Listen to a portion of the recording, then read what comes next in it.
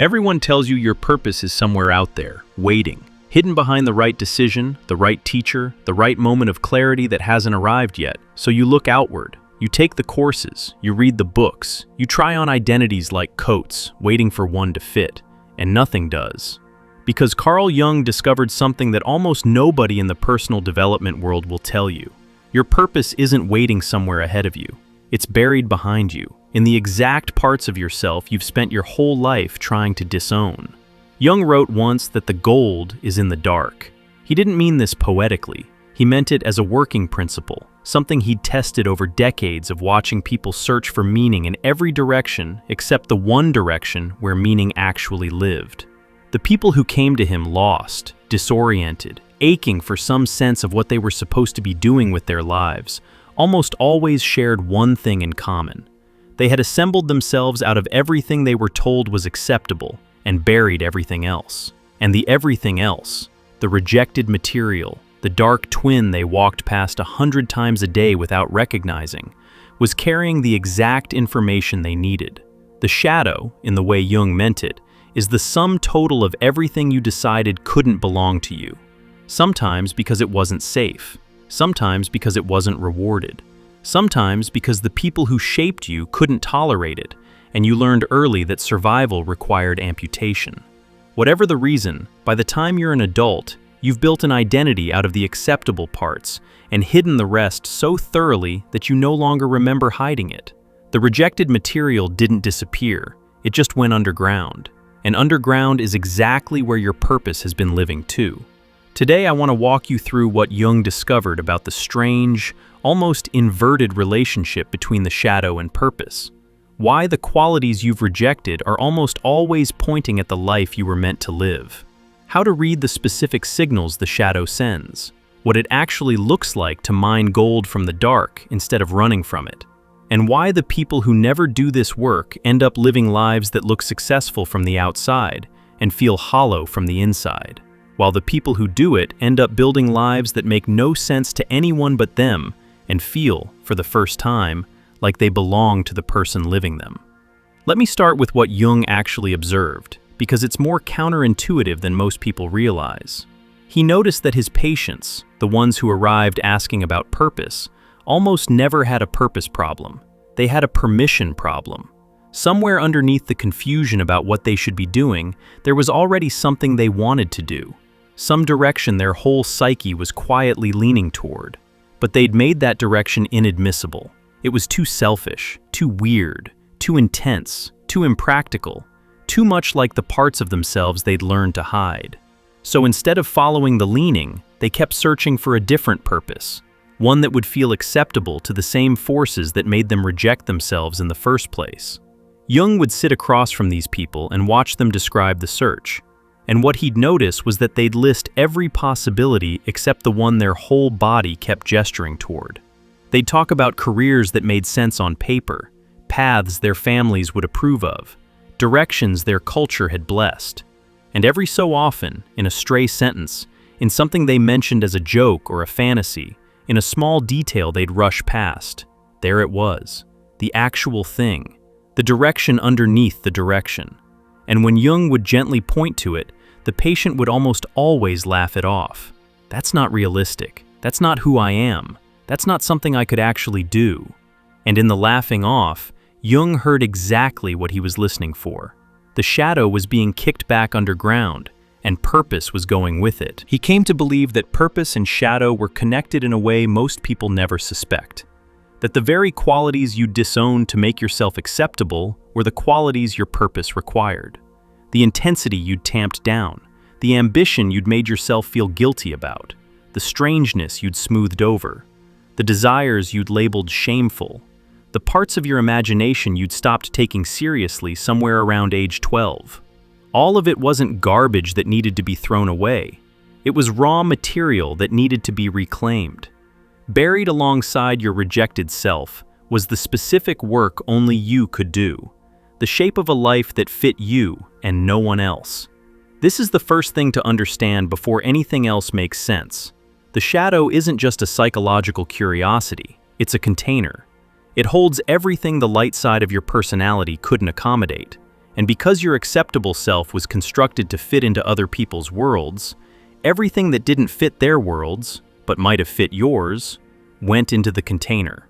The reason your purpose feels so hard to locate is that you've been searching for it in the acceptable half of yourself. And the acceptable half was designed to serve everyone else's expectations. Of course, it doesn't contain a purpose that would feel like yours. It contains purposes that would feel like theirs. So the question stops being, "What's my purpose?" and starts being, "What did I bury? And what was I burying it near?" Because whatever your purpose is, it's buried down there with everything else you rejected, and it's been sending signals up to the surface your whole life, hoping you'd notice. The first signal is the one Jung called projection, and it's the easiest to read once you know what you're looking at. It's the specific quality in other people that irritates you disproportionately, the kind of irritation that doesn't match the actual behavior. Someone does something mildly annoying, and you find yourself furious about it for hours. Someone displays a quality, confidence, self-promotion, boldness, softness, tenderness, whatever it is, and something in you recoils in a way that's much larger than the person's actual presence warrants. Jung noticed that the disproportion was always the tell. When your reaction to something in another person is bigger than the thing itself, you're not really reacting to them. You're reacting to a part of yourself you've encountered in projected form. The person is holding up a mirror, and what you're seeing in the mirror is something you've disowned. And here's the twist that changed everything for Jung's patients. The disowned quality was almost never something bad. It was almost always something they needed. The person who's disgusted by other people's ambition has almost always suppressed their own. The person who finds vulnerability in others distasteful has usually severed themselves from their own tenderness. The person who can't stand people who take up space is often someone who was trained early to make themselves small. So the first shadow purpose exercise Jung would have people do wasn't dramatic. He'd have them list the qualities that irritated them most in others, and then he'd have them sit with the possibility that those qualities were exactly the ones they needed to reclaim to live the life they were actually meant to live. The person who couldn't stand loudmouths often needed to find their own voice. The person who was contemptuous of dreamers had usually killed off their own imagination. The person who hated people who put themselves first was frequently someone who'd been giving so much to everyone else that they'd forgotten they had needs of their own. What annoys you in others is a map.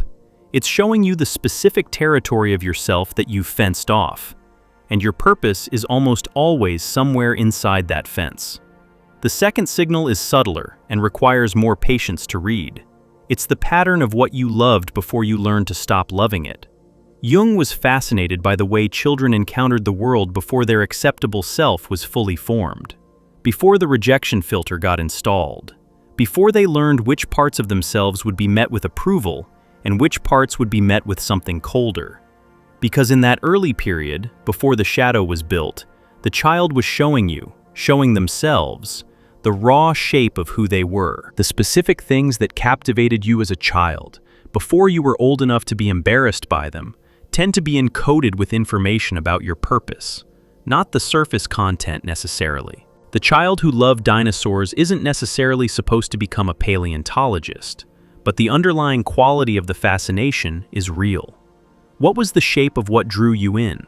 Was it the size, the mystery, the extinctness, the strangeness, the fact that something so massive could have been and then not been? Every one of those angles points at a different adult purpose, and whatever the shape was, it hasn't left you. It's still there. It just went underground when someone made you feel silly for it, or when you noticed that other kids were interested in more socially acceptable things, or when you got the message from an adult that this particular fascination wasn't a real thing to care about. Jung would ask his patients about their childhood absorption, the moments when they lost track of time, the games they played alone, the questions they asked before someone taught them which questions were foolish. And underneath the specifics, there was almost always a signature, a particular flavor of attention, a recurring shape of curiosity, something the psyche was moving toward before it was taught to stop moving. And that thing, that signature, that shape, That was almost always closer to purpose than anything the adult version of the patient was currently pursuing. The shadow holds this material, because when you learned that your particular way of being interested in the world wasn't the right way, you rejected the way. You buried it. You started performing more acceptable interests. But the original fascination didn't die. It just went into the container with everything else you disowned. And it's still there, still humming quietly, still waiting for you to notice that the thing you're searching for now is the same thing you were following before you stopped trusting yourself to follow it. There's a specific kind of grief that comes with this recognition, and it's important to name it, because when you look at what you buried, you also see what it cost you to bury it. All the years spent pursuing directions that weren't yours. All the energy spent trying to want what you were supposed to want. All the small betrayals of your own knowing, adding up over decades to a life that fits somebody but not you. That grief is real, and Jung didn't try to talk his patients out of it. He just wanted them to know that the grief was also the beginning of the work. You can't reclaim what you don't first recognize was taken. The third signal is the one that took Jung the longest to articulate, because it lives in a place most people don't look. It's what you envy. Not admire, envy. There's a difference, and the difference matters. When you admire someone, there's a warm quality to it. You appreciate what they've built or become. When you envy someone, there's a bitterness underneath, a wound. Something in you clenches when you encounter what they have or who they are, and that clenching is the shadow, telling you something you don't want to hear. Jung came to believe that envy was one of the most reliable signals the shadow ever sent, because envy isn't random. You don't envy everyone who has more than you. You envy specific things in specific people, and the specificity is the message. What you envy is almost always something you want and have decided you can't have. Sometimes because you don't believe you're capable. Sometimes because you don't believe you deserve. Sometimes because you were taught that wanting it makes you a bad person. Whatever the reason, envy marks the location of a desire that's been sentenced to shadow. And here's what Jung noticed about desires that get sentenced to shadow. They don't stop being desires.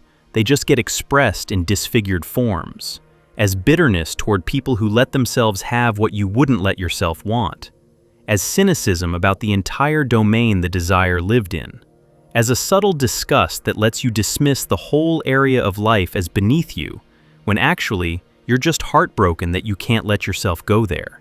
The envy is the disfigurement. The desire underneath is the actual information. So when you find yourself envying someone, Jung would tell you to stop and pay careful attention. Not to their whole life. You don't want their whole life.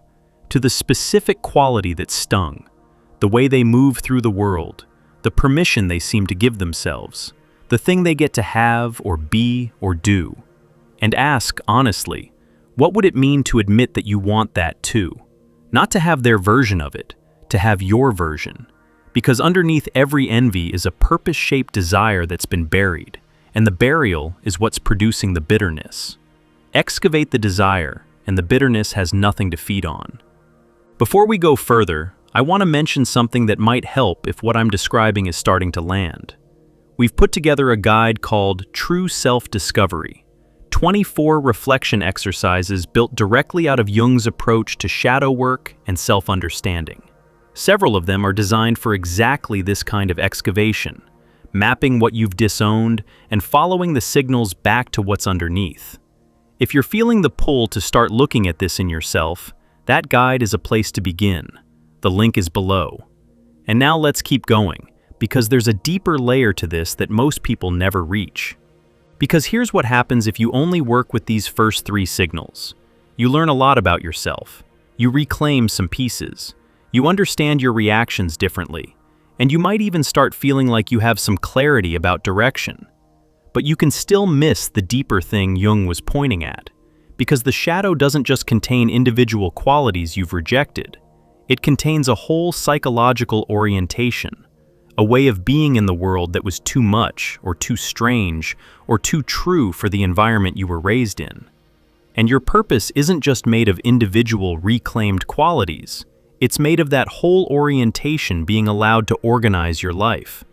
Let me try to describe what this means, because it's more specific than it sounds. Every child comes into the world with what Jung would have called a native temperament, a particular way of processing experience, a specific rhythm, a native intensity, a native pace, a native way of caring about things. And then that temperament meets the environment it's been born into, and one of two things happens. Either the environment can accommodate the temperament, or it can't. And when it can't, the child does what children do. They modify. They dial themselves down or up to whatever setting makes the environment less painful. They learn to pretend they're a slightly different kind of person than the one they actually are. Most people are still living inside that early modification. The temperament they present to the world isn't their native one. It's a workable adaptation, refined over decades, that lets them function.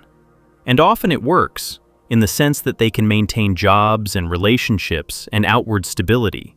But there's a cost, and the cost is that nothing they do ever feels quite like theirs, because it's all being done by the adapted version.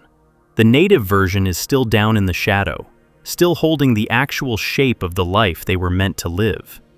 Jung noticed that his most stuck patients weren't stuck because they couldn't figure out their purpose. They were stuck because their entire operating system was set to the wrong native mode. They were trying to find a purpose that would fit the adapted self. And there is no purpose that fits the adapted self, because the adapted self isn't a real person. It's a coping strategy. It can pursue goals, but it can't hold a purpose, because a purpose requires someone real underneath it to feel purposive on behalf of. So the deepest shadow work isn't just reclaiming individual qualities, it's meeting the underlying self those qualities belong to. The one who existed before the modifications. Not to become that child again. That's not possible and wouldn't be useful. But to reclaim the temperament, the native pace, the native intensity, the particular way you were built to encounter the world before the world convinced you to encounter it differently.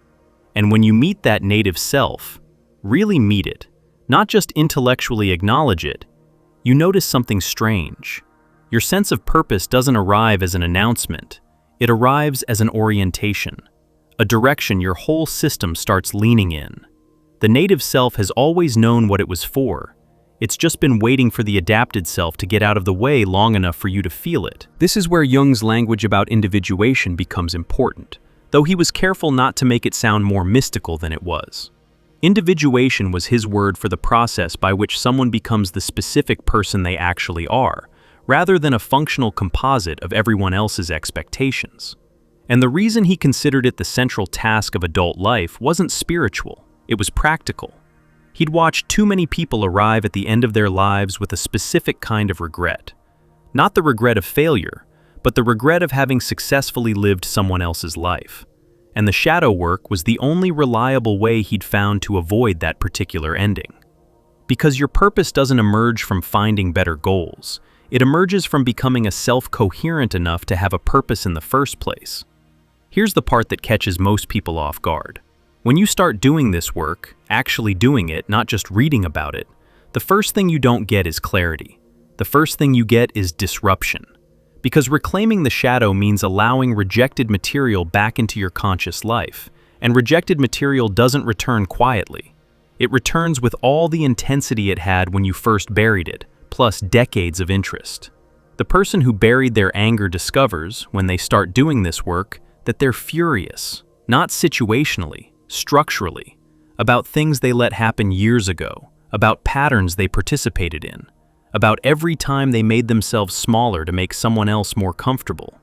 The anger has been waiting, and now it's here, and it doesn't want to be managed, it wants to be listened to.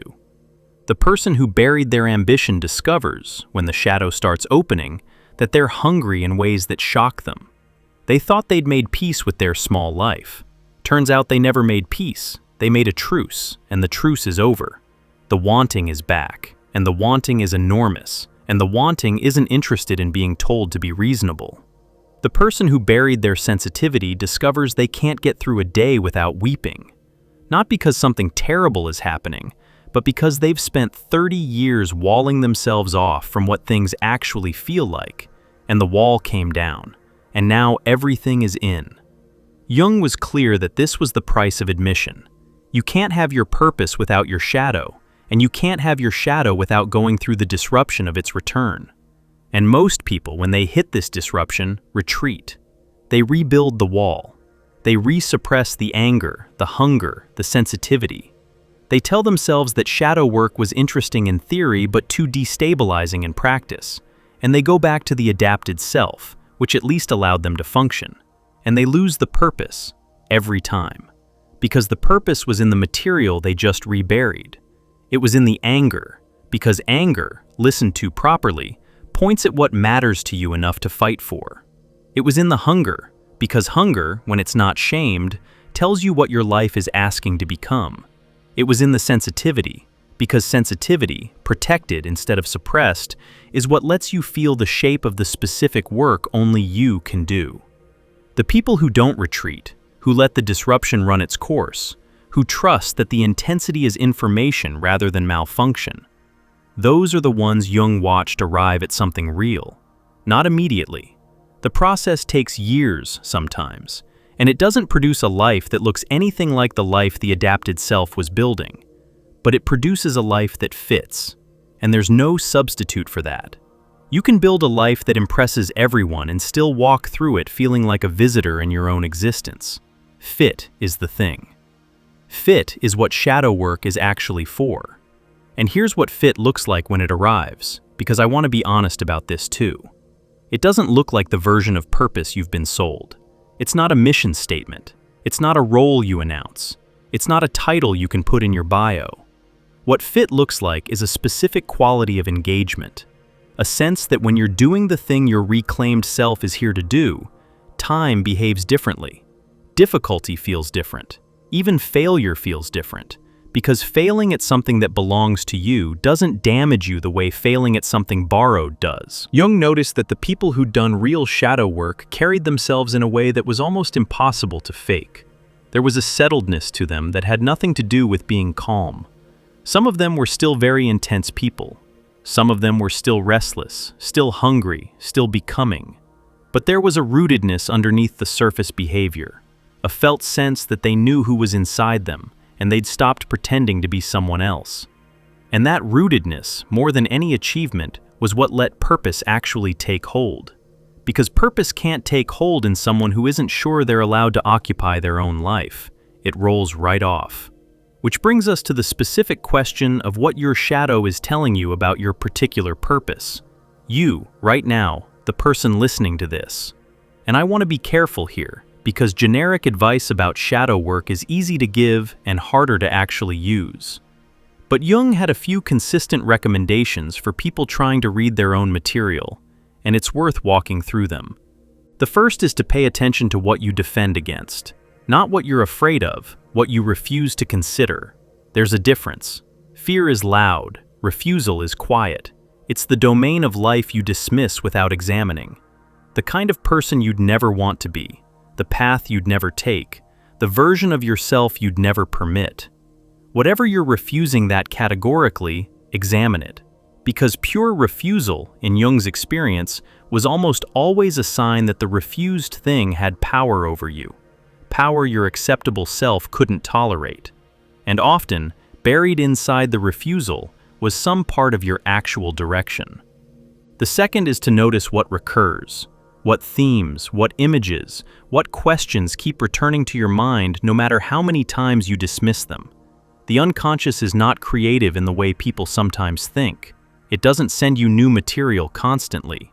It sends you the same signals over and over, waiting for you to listen.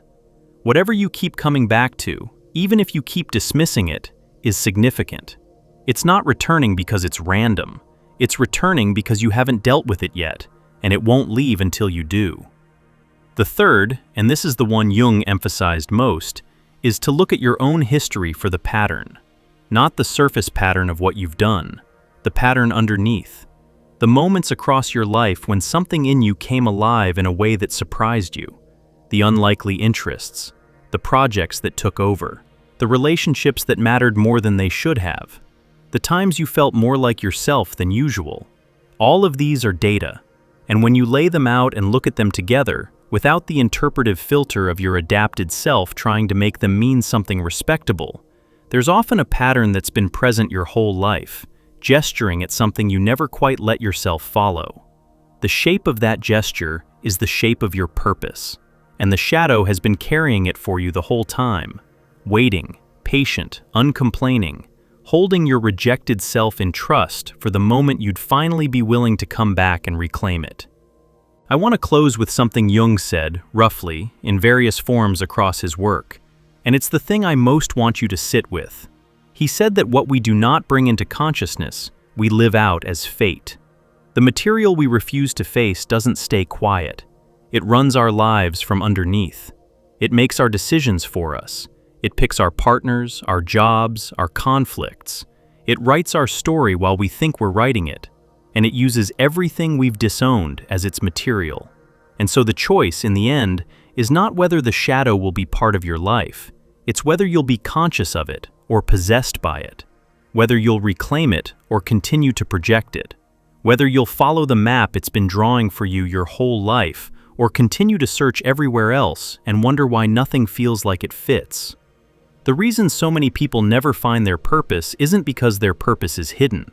It's because their purpose is exactly where they refuse to look. It's in the parts of themselves they've been told and have told themselves are not allowed to exist. And every time they get close to that territory, they turn away. And they keep turning away, and the years pass, and eventually they stop believing there was ever a purpose to find. And they weren't wrong to look. They were just looking in the wrong direction.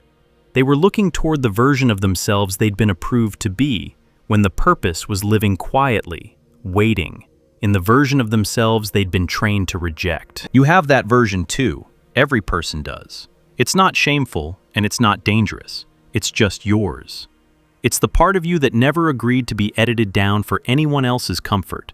The part that still remembers what it wanted before it learned not to want.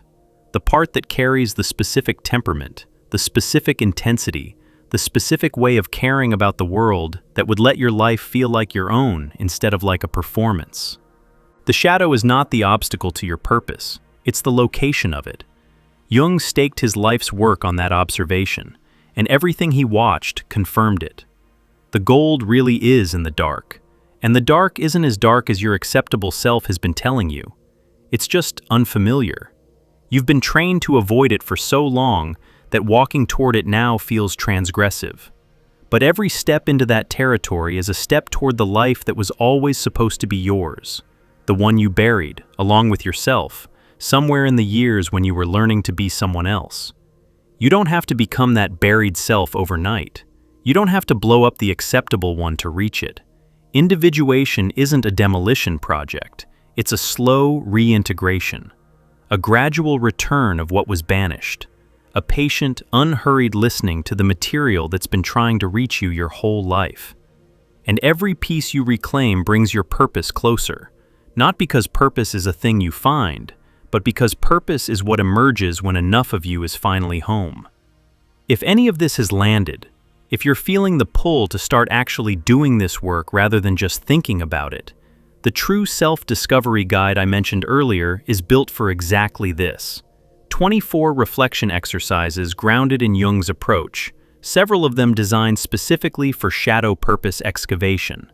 Not to rush the process, to give you a way to walk into the territory instead of around it. The link is right below this video.